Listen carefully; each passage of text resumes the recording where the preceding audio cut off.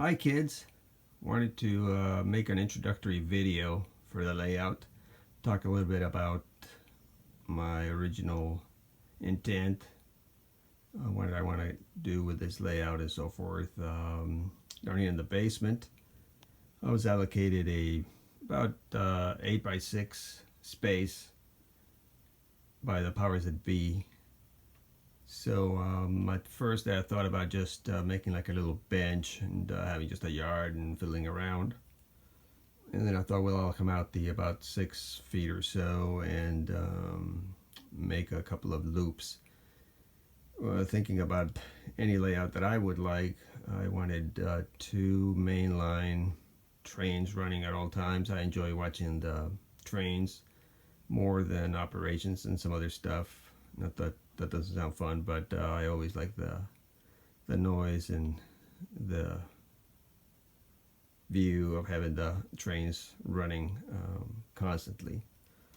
So originally the thought had been to make the 2 loops with an interior area, which you see here. So there would be 2 main lines running in towards the back and then going above each other and across up their bridge at the end. But I quickly realized, once I started putting down a little bit of thought to it and track, that it would really make that back area there just nothing but tracks, since it'd be 4 tracks running across, and that wasn't going to look very good. So I decided to make it just 2 full loops with a little swing gate, and we'll talk about that in a separate video. But just make a little area in the middle, kind of a little cove or something where I could get in there and do some operations. And obviously with Marklin I have the mobile station, which with a cable I can be out here or even yonder. There's our little bar area for some days, so we could always move the bar up here with some high chairs and enjoy a cocktail while we're running some trains. But I would recommend this.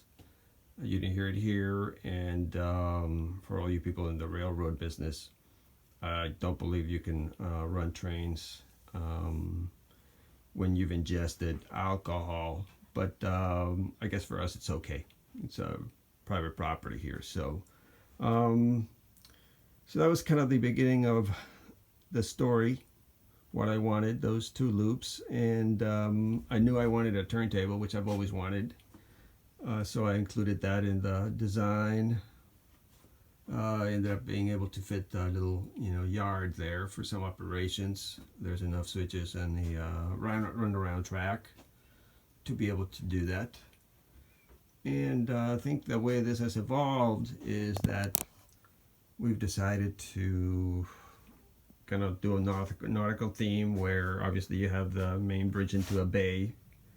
Now this is the Walther's swing bridge, but I am not going to make it operational since this is right where the swing gate is anyways. I think it was just a little too much to try to do both at the same time, so it'll be fixed. And once you're inside the bay,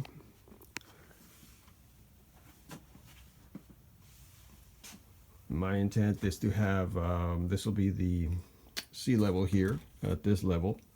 Again, we're gonna assume it's high tide to keep it simple. A little plateau there, probably some farming and 1 or 2 industries. Over here, this main area will be village. Quite a bit might be on stilts. I've seen a few videos. If you get the chance to see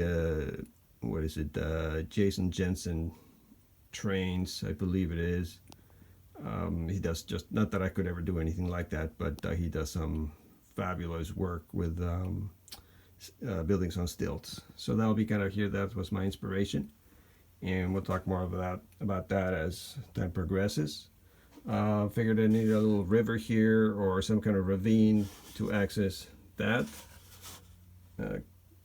Contact over there and the switch, so that's where the 2 bridges are. And yeah, this will be basically